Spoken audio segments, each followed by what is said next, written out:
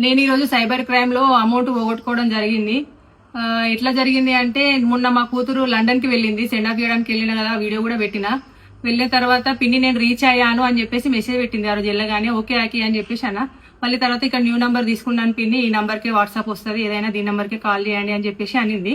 Audio call కూడా మాట్లాడింది. తనదే డీపీ ఉండే, తనదే వాయిస్, తనదే మాట్లాడింది. సరే అని చెప్పేసి ఓకే ఆకి అని చెప్పి కాల్ కట్ చేసిన.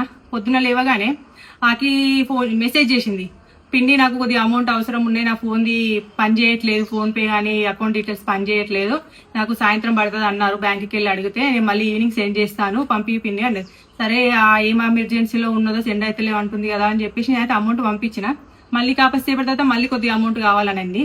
నా దగ్గర లేకుండే ఏం చేయాలని చెప్పేసి మా అల్లుడికి కాల్ చేసి క్రాంతి ఇట్లా నన్ను అమౌంట్ అడుగుతుంది, సెండ్ చేయవాకి, ఏ ప్రాబ్లంలో ఉందో మరి తెలియదు కదా, సరే అని చెప్పేసి అంటే సరే అని చెప్పి మా అల్లుడు కూడా అమౌంట్ పంపించినాడు. అర్థం కాని విషయం ఏంటంటే సేమ్ తన వాయిసే, తను ఎట్లా నాతో రెగ్యులర్ ఎట్లా మాట్లాడుతుందో అట్లనే మాట్లాడింది. అసలు ఏం అర్థం కూడా అయితలేదు ఎందుకు ఇట్లా అయింది అనేది. విదేశాలకి వెళ్ళినా బయట ఎక్కడన్నా ఉన్నా గానీ స్కానర్లు పంపించి ఫోన్ పే ఏమన్నా గానీ, స్కానర్లు డబ్బులు పంపించమన్నా గానీ అస్సలు పంపించకండి. చాలా పెద్ద క్రైమ్ జరుగుతుంది ప్రజెంట్ ఇక్కడ. ఇలాంటి సమస్య ఎదురవుతుందని అయితే నేను అస్సలు అనుకోలేదు.